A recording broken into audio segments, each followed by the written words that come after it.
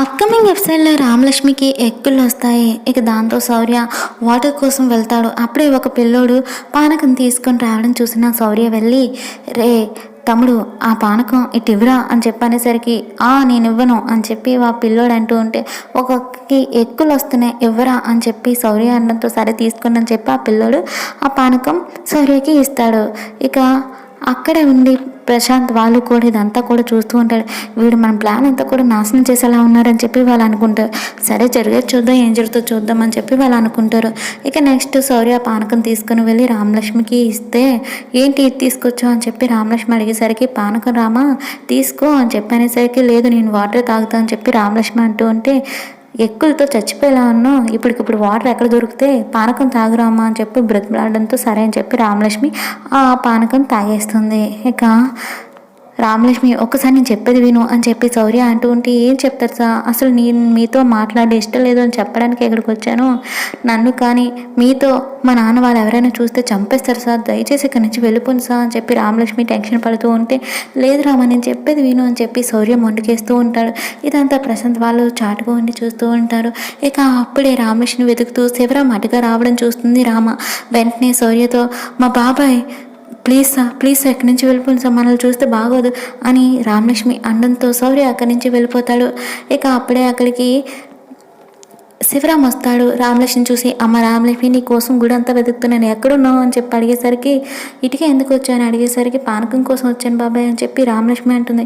అక్కడ అందరూ నాటకం చూస్తూ ఉంటే, నువ్వు పానకం కోసం వచ్చావా, సరే వెళ్ళు నాన్న పిలుస్తున్నాడు అని చెప్పి అన్నంతో సరే అని చెప్పి రామలక్ష్మి అటుగా వెళ్తూ ఉంటుంది. ఇక అప్పుడే శివరాంని ఎవరో ఊరు వాళ్ళు పిలుస్తారు. దాంతో శివరాం అక్కడి నుంచి వెళ్ళిపోతాడు. రామలక్ష్మి వాళ్ళ నాన్న వాళ్ళ దగ్గరికి వెళ్తున్నప్పుడు అనుకోకుండా మంది కలిపిన పానకం తాగడం వల్ల తనకి మైకం కలుగుతూ నెమ్మదిగా స్పృహ కోల్పోతూ ఉంటుంది.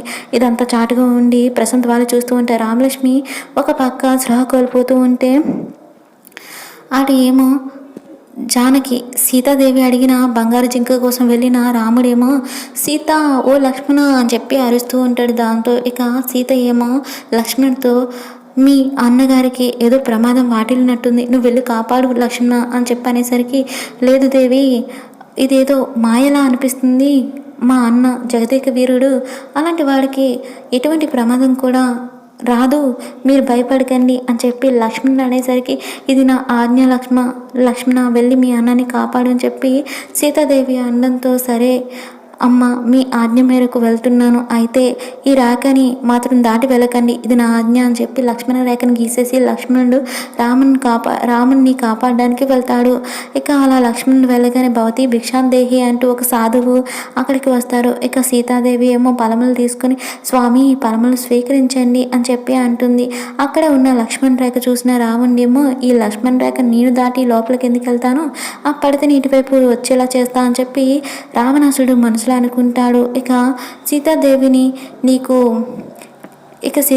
పలములు వేయమని చెప్పి అంటూ ఉంటే, స్వామి దయచేసి నేను అటు రాలేను, మీరే వచ్చి తీసుకొనమని చెప్పి సీతాదేవి అనేసరికి, ఏంటి అంత పొగరా నీకు, అసలు భిక్షం ఎలా చేయవలనో తెలియదా, నేను భిక్షాటన చేస్తున్నానని చెప్పి అలసిగా ఉన్నానా, నువ్వు భిక్ష దానం చేస్తున్నావు అని చెప్పి పొగరా, అసలు భిక్ష ఎలా దానం ఇవ్వాలో కూడా తెలియకపోతే ఎలా అని చెప్పి స్వామీజీ తిట్టడంతో, ఇక జానకి క్షమార్హురాల్ని, దయచేసి నన్ను క్షమించండి, ఈ పలమలు స్వీకరించండి స్వామి, నేనే గీత దాటి వస్తా అని చెప్పి ఇక సీతాదేవి అలా గీత దాటి పలమలు స్వీకరించమని చెప్పి ఆ సాధువుతో అనేసరికి, ఈ పాటి పలమల కోసమా నేను ఇంత ఆరాటపడేది, అది కాదు పడితే అని చెప్పి వెటకారంగా మాట్లాడతాడు రామనాసుడు. మీరు అదుపు తప్పి మాట్లాడుతున్నారు, ఎవరు మీరు అని జానకి ప్రశ్నించగానే, రామనాసుడు లంకాధిపతి రామనాసుడిని అని చెప్పి అనేసరికి ఇక జానకి టెన్షన్ పడుతూ ఉంటుంది.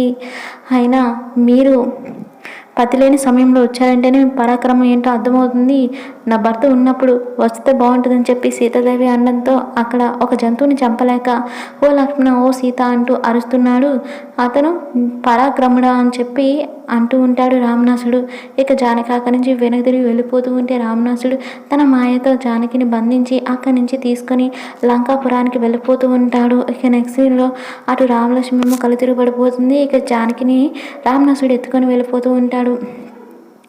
ఇక ప్రశాంత్ వాళ్ళు రామలక్ష్మి కళ్ళు తిరిగిపోగానే చేప తీసుకుని రమ్మని చెప్పి వాళ్ళ ఫ్రెండ్స్తో అంటారు. చేప తీసుకురాగానే రామలక్ష్మిని అందులో చుట్టేసి ప్రశాంత్ తీసుకుని వెళ్ళబోతూ ఉంటే అటుగా శౌర్య రావడం చూస్తారు వాళ్ళ ఫ్రెండ్స్.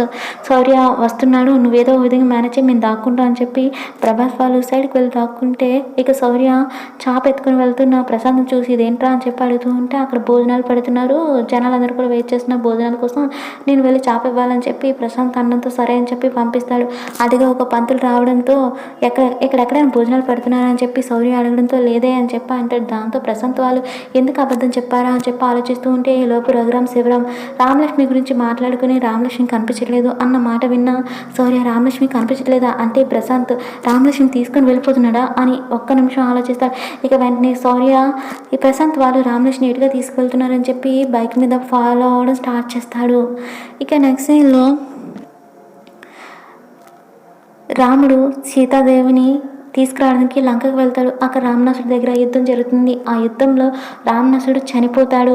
ఆ తర్వాత జానకి వచ్చి ప్రభు అని చెప్పి పిలవగానే నేను నీకు ప్రభుని కాను జానకి, నేను స్వేచ్ఛను ప్రసాదిస్తున్నాను, నువ్వు ఎక్కడికి వెళ్ళి సుఖంగా జీవించు అని చెప్పి రాముడు అనేసరికి నా తల్లికి ఎందుకు ఎంతటి శిక్ష విధిస్తున్నావు అన్న, అసలు తను ఏ తప్పు చేసింది, ఇంతకాలం ఎంతో విలిపించావు సీత కోసం, యుద్ధం చేశావు, వారధి కట్టించావు, ఇప్పుడు ఇలాంటి శిక్షను ఎందుకు విధిస్తున్నావు అని చెప్పి అడిగేసరికి నేను ఇదంతా చేసింది ధర్మం కోసం, భార్యను ఎత్తుకుపోయిన పరాయవాన్ని శిక్షించడానికి భార్యను కాపాడుకోవాల్సిన ధర్మం ఉంది కాబట్టి, రాణిని అవమానించిన వాళ్ళని చంపాలి కాబట్టి శిక్షించాను, అలా అని పగవాడి చెరలో 10 మాసాలున్న పడితి నా భార్య కాదు అని చెప్పి రాముడు అనేసరికి ఏంటి స్వామి మీ బాణము కన్నా ఎక్కువ కఠినమైన మాటలు మాట్లాడి నన్ను ఇంకా బాధిస్తున్నారు. ఈ మాట ఆ రోజు హనుమతోనే సందేశం పంపించి ఉంటే మీరు నన్ను విడిచినంత తేలిగ్గా నా ప్రాణం విడిచేదాన్ని కదా, పుట్టింటి నుండి మెట్టింటికి మీ వెనకతలు నడిచాను, మీ గౌరవాన్ని కాపాడాను, నేనేంటో నాకు తెలుసు మీకు తెలుసు అని జానకి అంటూ ఉంటే కానీ లోకానికి తెలియదు కదా అని చెప్పి రాముడు అనడంతో పతి సేవకి యోగ్యం కానీ ఈ తనువుని అగ్నికి ఆహుతిస్తామని చెప్పి ఆద్య మంటల్లోకి దూకుతుంది.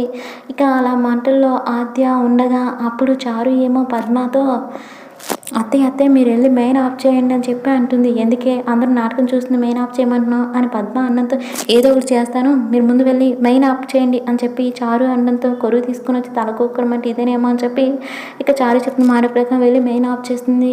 ఇక ఆద్య అలా మంటల్లో ఉండగా చారు నెమ్మదిగా వెళ్ళి ఆద్యని మంటల్లోకి నెట్టేస్తుంది. దాంతో ఆద్య అరుస్తూ ఉంటుంది. ఆ అరుపులకి నాటకం చూస్తున్న అందరూ కూడా కంగారు పడుతూ వెళ్ళి ఆద్యని కాపాడడానికి ట్రై చేస్తారు. ఇక ఆద్య మంటలు కాలిపోతూ ఉంటే శ్రీను ఏమో మంటల్లోంచి ఆద్యని బయట తీస్తాడు. ఆద్య ముఖం అంతా కూడా మంటల్లో కాలిపోతుంది. ఇక ఆద్య స్పృహ కోల్పోతుంది.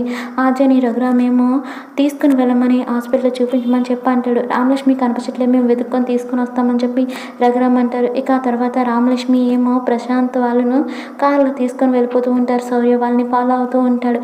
రఘురామ్ శివరాం వాళ్ళు రామలక్ష్మి కోసం గుడి అంతా కూడా వెతుకుతూ ఉంటాయి. ఎక్కడ కనిపించకపోవడంతో ఆ శౌర్య ఇందాక గుడికి వచ్చాడు, ఖచ్చితంగా వాడే రామలక్ష్మిని ఏదో చేస్తుంటాడు, ముందు వాడు ఎక్కడ ఉన్నాడో తెలిస్తే రామలక్ష్మి ఎక్కడ ఉందో తెలుస్తుందని చెప్పి శివరాం రఘురామ్ అనుకుంటారు.